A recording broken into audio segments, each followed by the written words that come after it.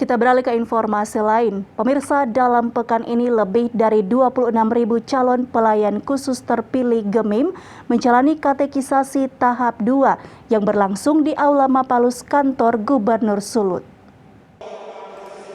Gereja Masehi Injili di Minahasa dan pemerintah Provinsi Sulawesi Utara bersama-sama melaksanakan katekisasi tahap kedua bagi pelayan khusus yang terdiri dari calon penatua dan diaken terpilih dan calon penatua Kompel Kabipra, yaitu bapak, ibu, pemuda, remaja, dan anak sekolah minggu.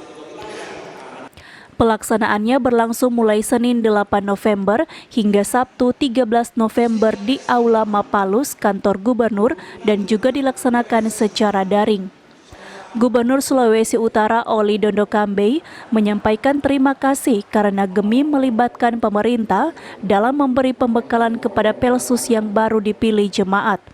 Dalam pembekalan ini juga disampaikan tentang upaya terhindar dari COVID-19 serta menjadikan Pelsus sebagai ujung tombak sosialisasi vaksinasi di tengah masyarakat dan jemaat di wilayah masing-masing. Program Gereja Masehi Minahasa dan program pemerintah berjalan sejalan. Sehingga saya sangat terima kasih karena ini melibatkan pemerintah dalam memberi pembekalan kepada Pelsus yang ada 30.000 yang baru dipilih jemaat.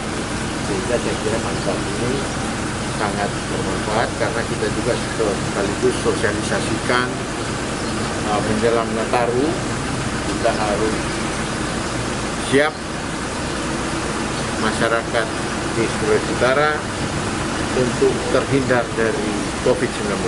Jadi kita memberikan pesan kepada Pelsus menjadi ujung tombak sosialisasi vaksin di tengah-tengah masyarakat dan jemaat Gemim di wilayah masing-masing. Ya. Sementara itu, Ketua Sinode Gemim Pendeta Hein Arina menyampaikan kepada para calon Pelsus untuk rajin membaca Alkitab, setia berdoa, dan giat bekerja.